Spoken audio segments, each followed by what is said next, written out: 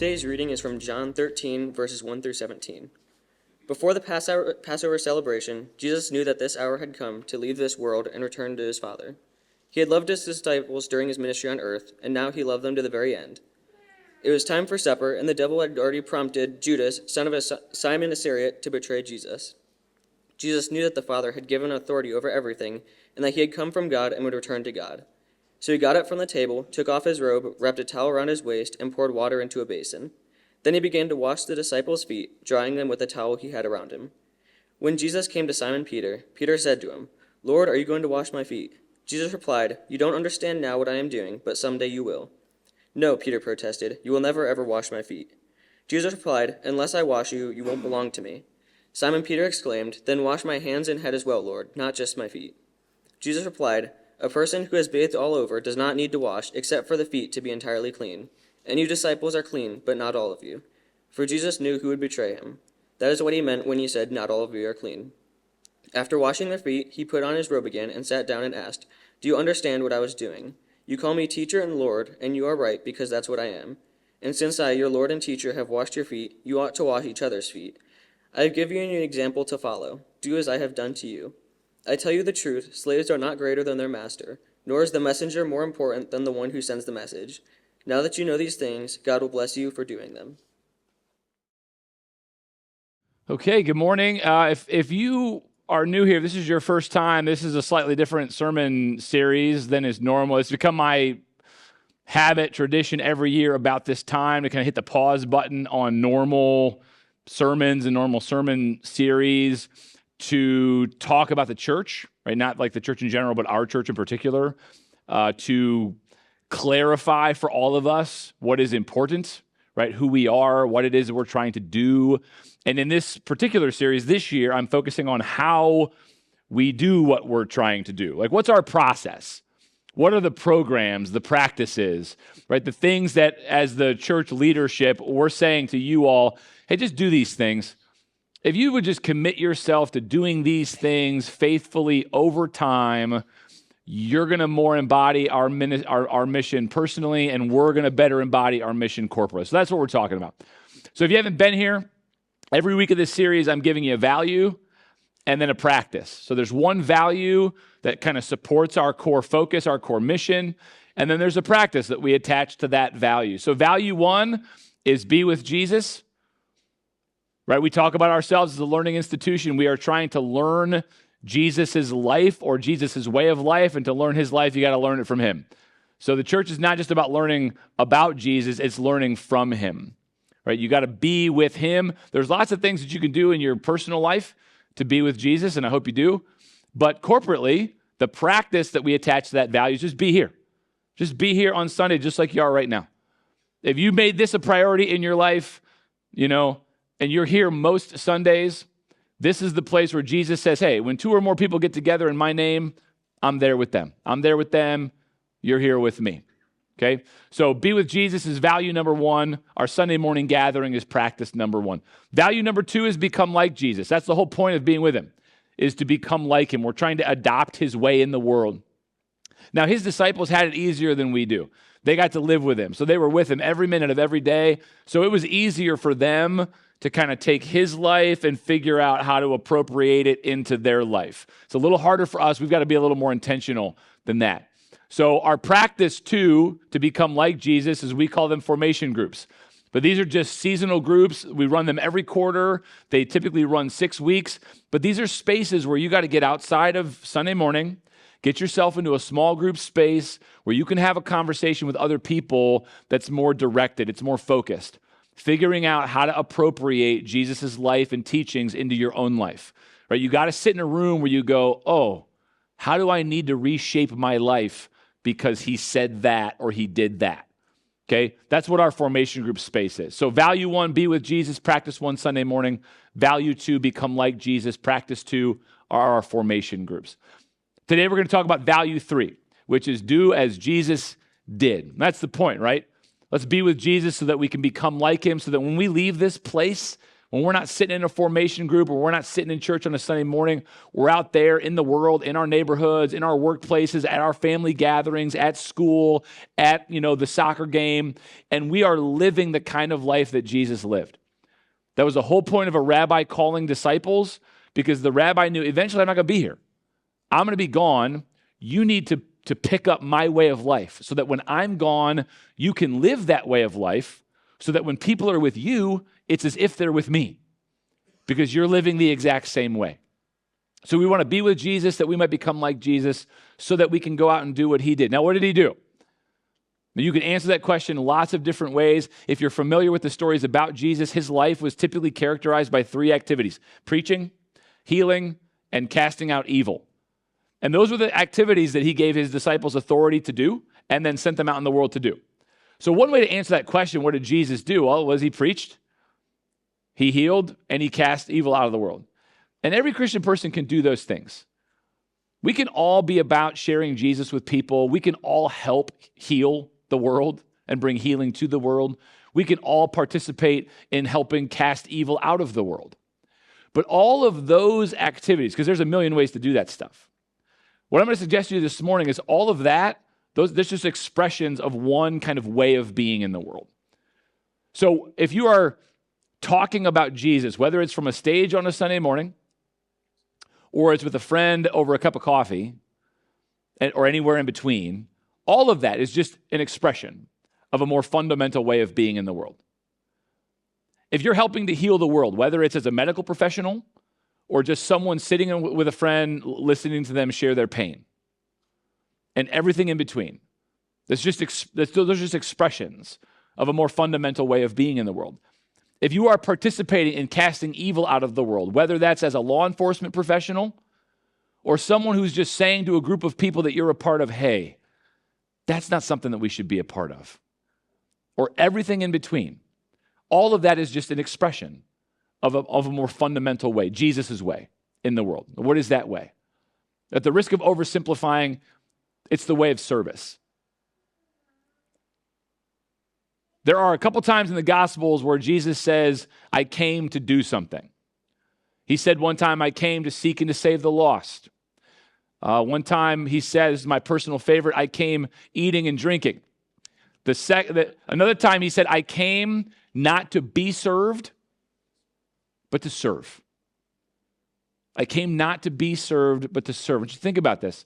The God who created the universe, who takes on flesh and moves into the neighborhood, the reason for Jesus coming is not for people to serve him, but to serve people, to serve the very world that he created. So the way of Jesus in the world is the way of service. Now, what does it mean to serve? There's a couple things I'm going to say this morning that I hope will challenge you a little bit. This is one of them.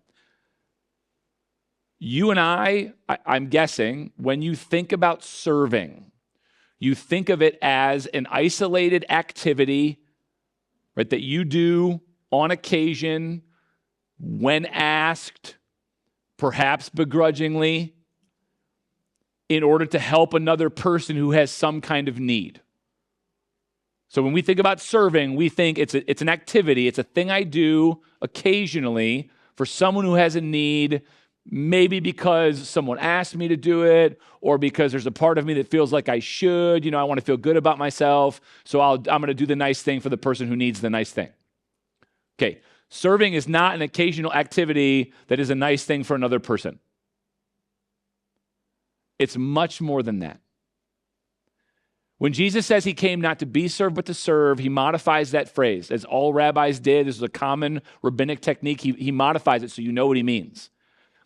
He says, and to give my life away as a ransom for many. To give my life away as a ransom for many. Service is not an occasional activity. It is a way of life. It is giving your whole life away all the time. It's your way of being in the world. It's what animates you. It's what gets you out of bed in the morning. It's what drives all of your activities. Serving is, I'm going to use everything I have, all of my intelligence, all of my gifts, all of my money, all of my possessions, all of my professional competencies that I've picked up, everything that I've learned in my life of being in this world.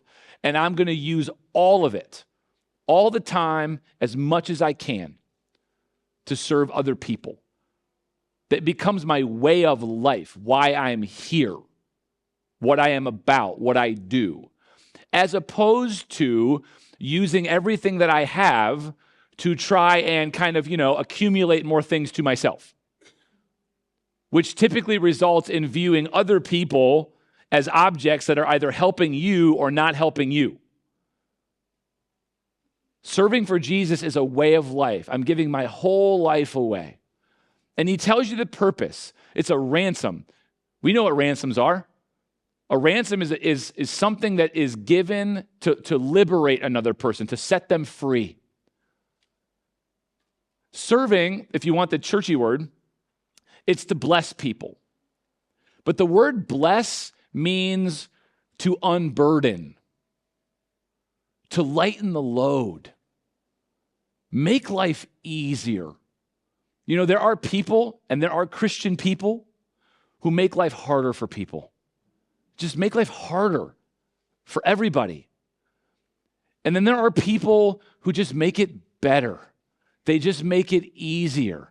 They lighten the load for people who need to have that load lightened.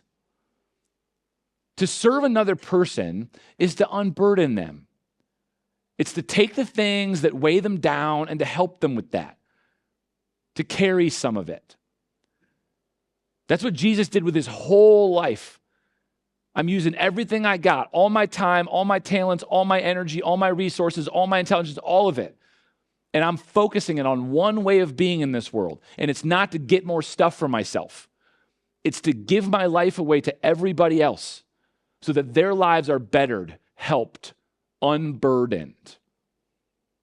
That was Jesus' way in the world, not an activity that he did every once in a while in the midst of all of the other activities he was doing. It was just his way. And he tells his disciples, which includes you and me, that it is supposed to be our way. That's what he's modeling here in this scene of the foot washing. There's a real power dynamic here. Jesus is the master. He's the Lord. He's the teacher. He acknowledges that. You call me Lord. You call me master. You're right. I am. I know stuff you don't know. I'm in charge. You're supposed to listen to me and do the things I tell you. There's a real power dynamic here. And conventionally in the world, when there is a power dynamic like this, when you have someone who's in charge, who has things you don't have, and maybe things that you want, the way that the power dynamic works is the person with less serves the person with more. Right? The person who is in the position of power, authority, has all of the resources, whatever, and you are the person who doesn't, your job is to make that person's life easier. You serve them. You work for them. You do what they tell you to do. That power dynamic is at play here. Jesus is the one who should have, conventionally speaking, should have had his feet washed. And he should have had them washed by them because they were the students. But Jesus reverses that power dynamic. So as the person who is in charge, the master, the Lord, he does not look at the world as everybody else is here to make my life better, to make my life easier, to help me, to unburden me. He looks at the world and he thinks, I am here to do that for them. And that's not an abdication of power, it's the expression of it. He actually has all of the power and authority, but the way you express power and authority is by giving your life to another, especially to people who do not have what you have. They don't have the means. They don't have the power, the authority, the resources, the comfort, the privilege, the success, the education. They don't have the things that you have. Instead of expecting all of them to work to make your life better, the Christian person is supposed to turn out and say, look, I'm here to make your life better. I'm here to make it easier for you. That's what Jesus is doing here with his disciples. And he tells them that they are to go and do likewise. Because that is my way. If you are learning my life, that needs to be your way too.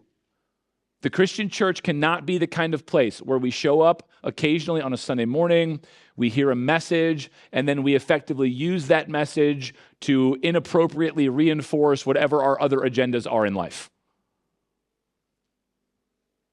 The Christian church is supposed to be the place where you come and you hear about Jesus and you think, shoot, I need to reshape everything. Okay, well, I guess I'll go start doing that now. And eventually you get to a place where now life is not about getting up every day and just trying to figure out how to make my life better. It's my whole life now is about trying to figure out how to make everybody else's life better. That's what I'm here to do, right? That's his way. That's supposed to be our way. So not an occasional activity, but a way of life. That's challenge number one. Challenge number two. Here Jesus says, you will be blessed if you do these things. Again, when we think about service, if you're like me, the way I think about service is I think I'm going to go do a thing for somebody else who has a need that I can provide, I can fill. So I will go fill that need, and then they will be helped. And then I can go on my merry way feeling good about myself because I did a good thing. And that's very true. There are hungry people who need food. There are thirsty people who need water. There are naked people who need clothing. There are incarcerated people or sick people who need to be visited, who need to be helped. That is absolutely true, and you and I are supposed to be the ones who go and help them because we can meet those needs. The challenge here, though, that Jesus says, and it's implied here, but we all do this, and I know I do this.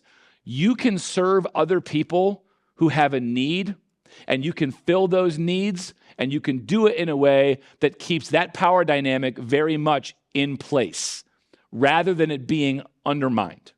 Meaning, someone needs a coat, I have a coat, I can give my coat to the person who doesn't have the coat, I get to feel good about myself, they now have a coat, and I go home.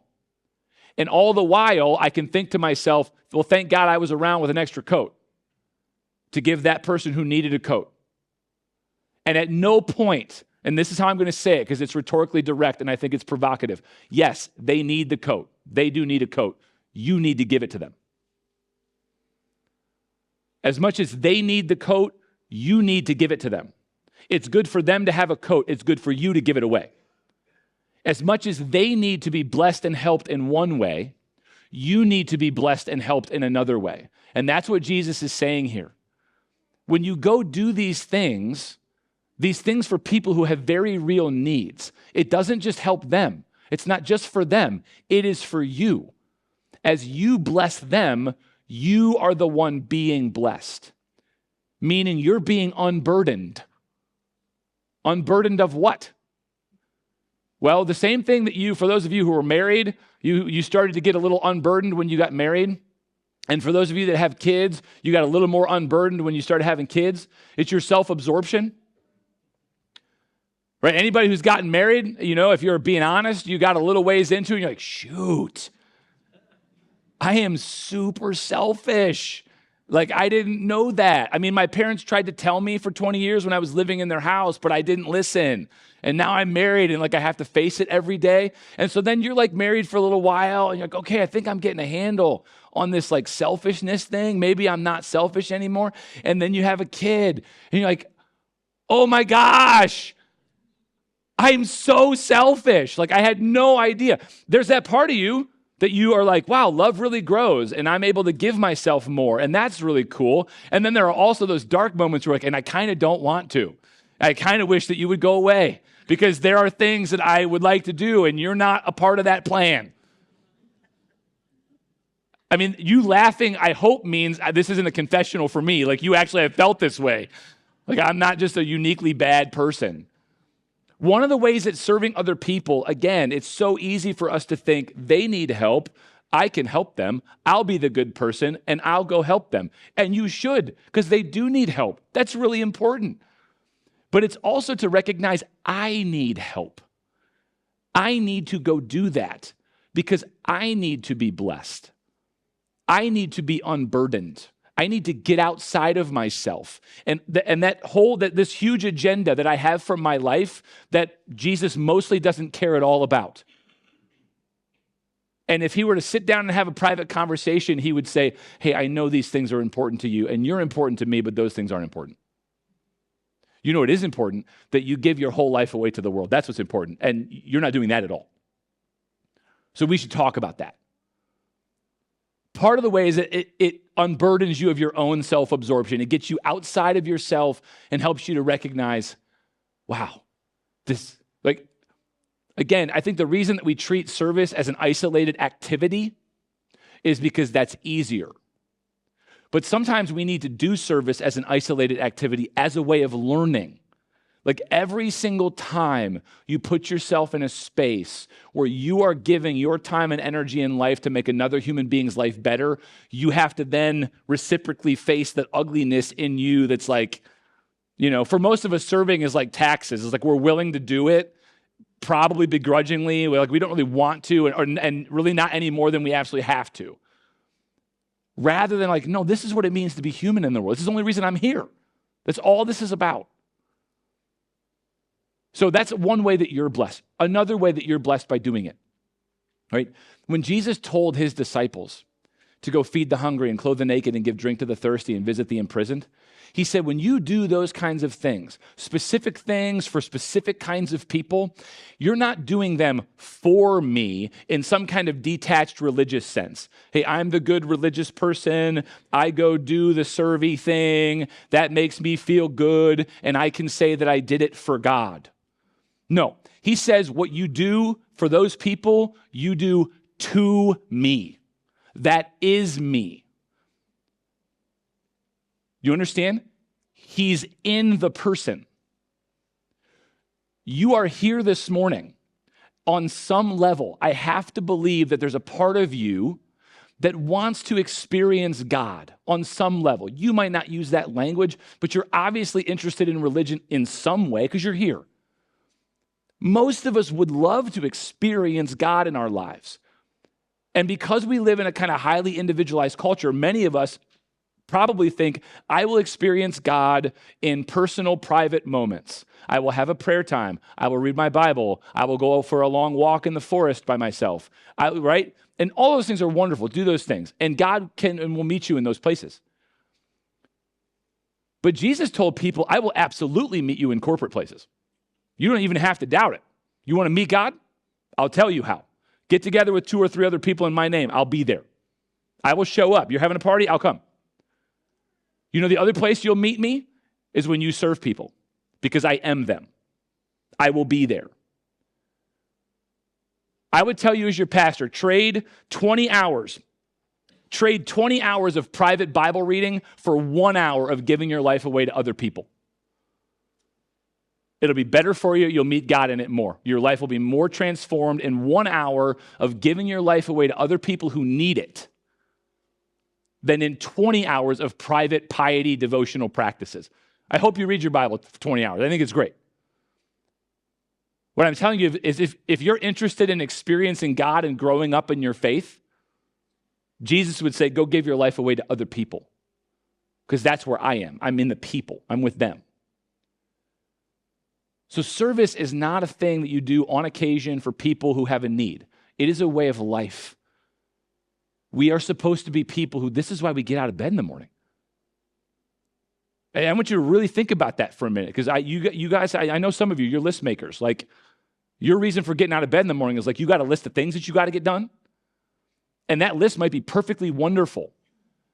How great would it be if behind every item on the list, and you've heard me say this 1,000 times, there's always a person on the other side. There's always a person on the other side. So that if everything that you're doing is about serving another person, it's giving your life away to unburden them, that's why you get up. That's why you go out into the world. That's the meaning, that's the purpose, that's the drive of your whole life. And when you do that, when you believe that, because I don't believe it, I'll just confess to you, I don't believe it 100%, and neither do you. We all want life. We want more life. And there's a part of us that does not think the way of service is the way to have it.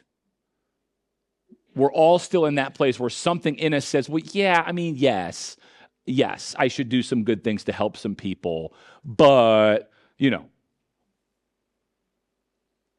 So this is one of those real practical places where Jesus says, no, you need to trust me. Your whole life needs to be about giving it away to other people. That is where you'll find it. That's where life is, because that's where I am. So if the church is a vocational school, serving is the vocational part. It's the hands, it's the boots on the ground part.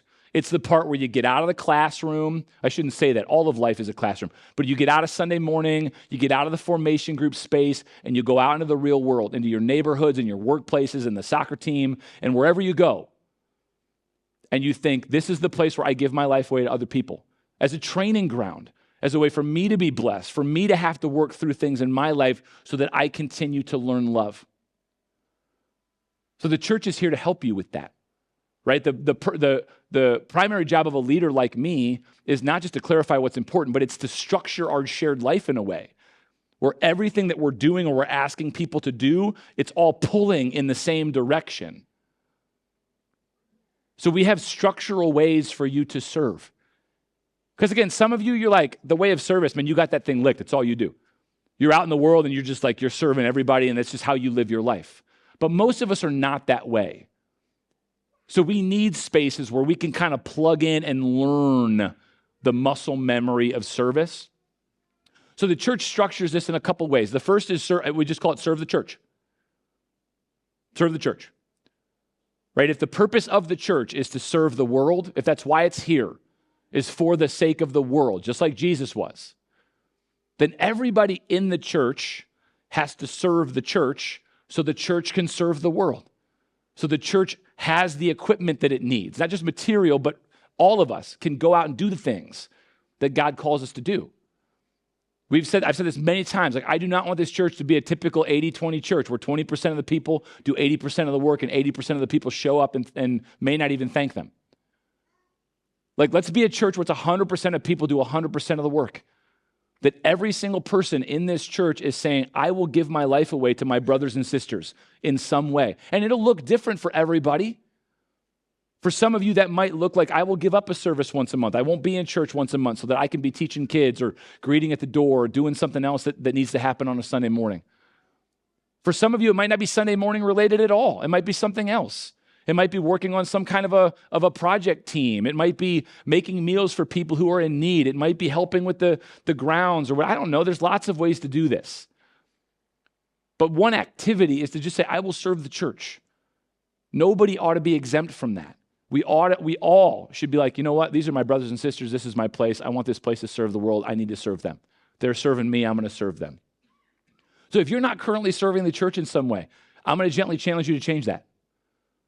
It's this easy. You go on our website, you go under Get Involved, and you click Serve the Church. And there's a bunch of teams that you can join. Click one. Sign up. Somebody will contact you and help you figure out how to get connected. Nobody's looking to you got to serve every day of every week for the rest of your life and it's going to kill you, okay? That's not going to happen, right? Because the church loves you and wants to take care of you.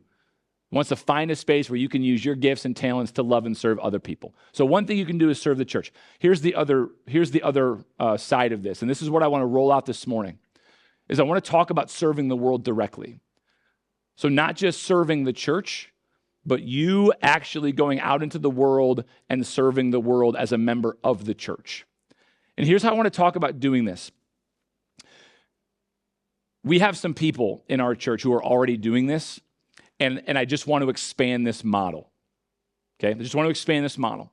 When Jesus talked about going out into the world, he talked about doing specific things for specific people, right? Giving food to the hungry, drink to the thirsty, clothing to the naked, you get it.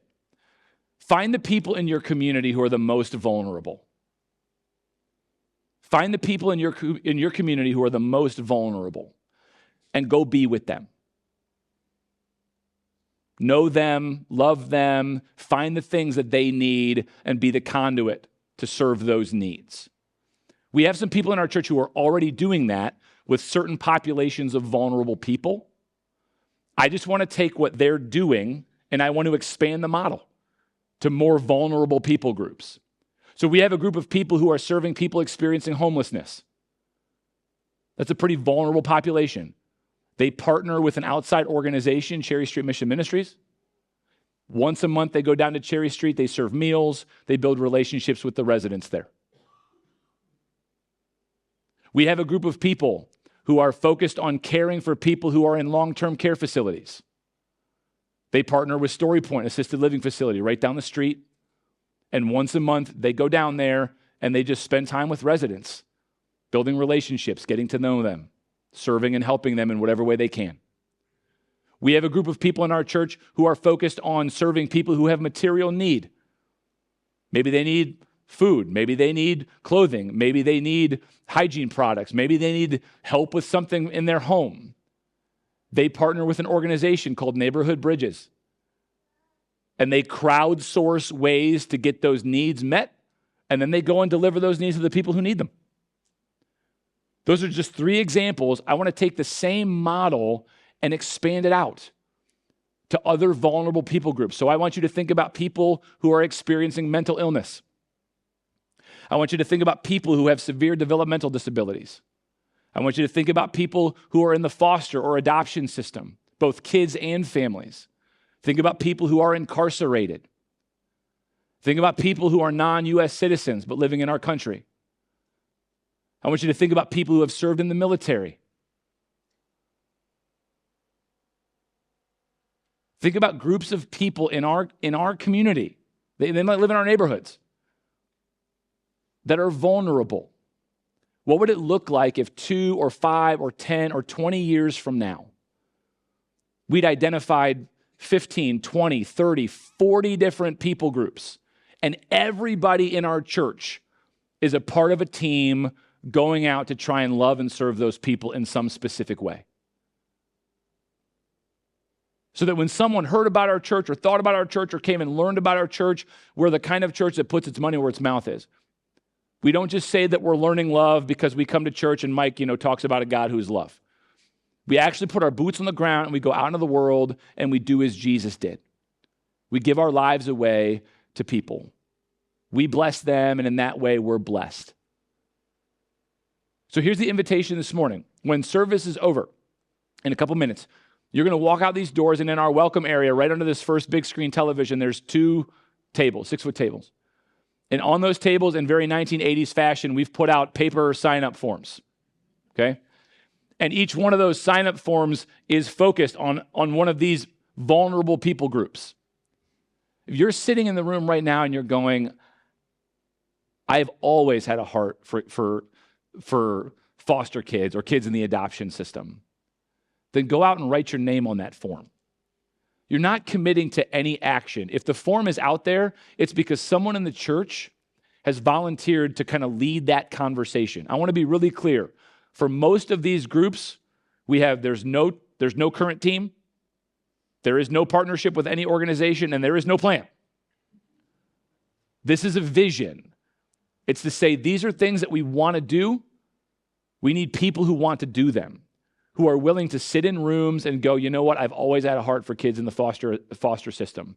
And if people are sitting down and having a conversation about how to love them and serve them, I want to be a part of that conversation, figuring out how we do that.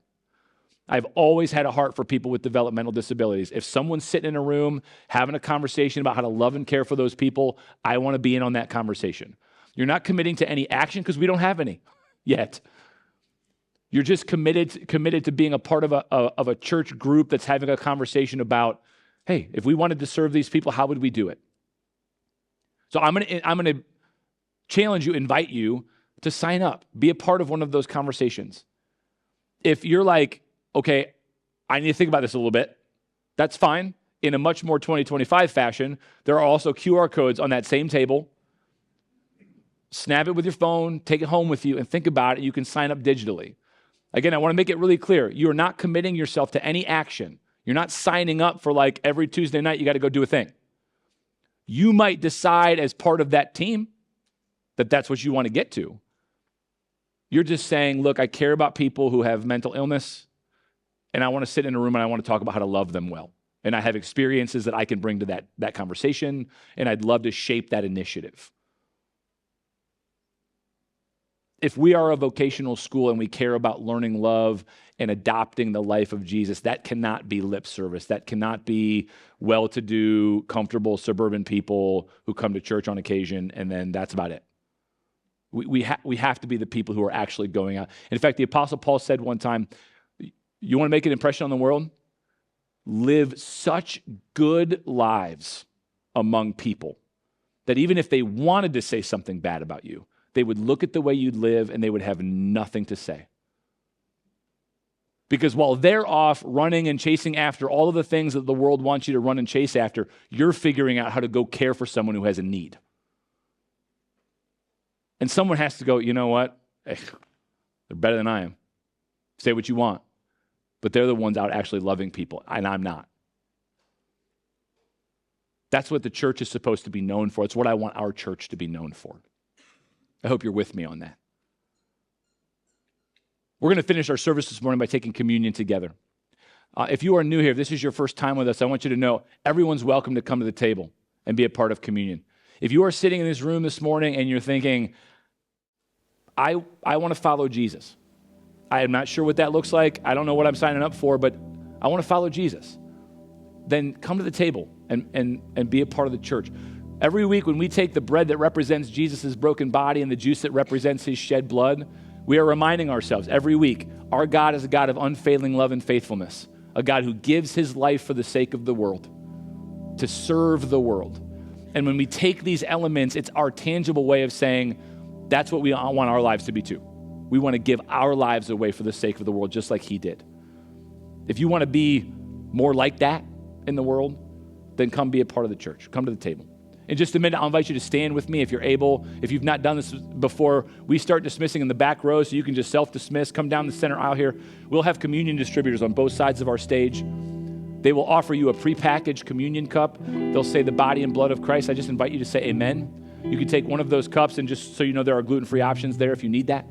Just take it back to your seat using the side aisle, and then you can take those elements during this last song as you feel led. I'll come up in a minute or two, and I'll pray to close our service. Okay, stand with me if you're able, and then come to the table.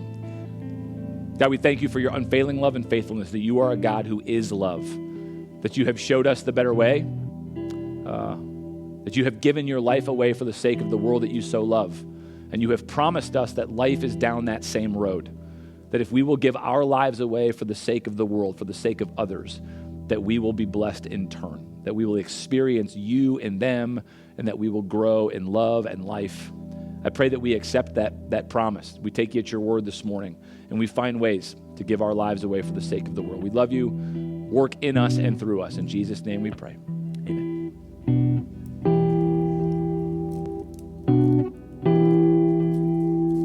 We are one in the Spirit, we are one in the Lord.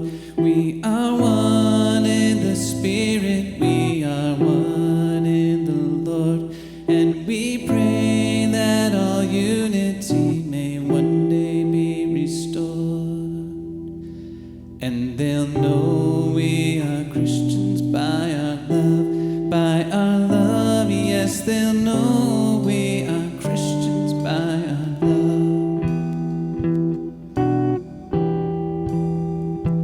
We will walk with each other, we will walk hand in hand.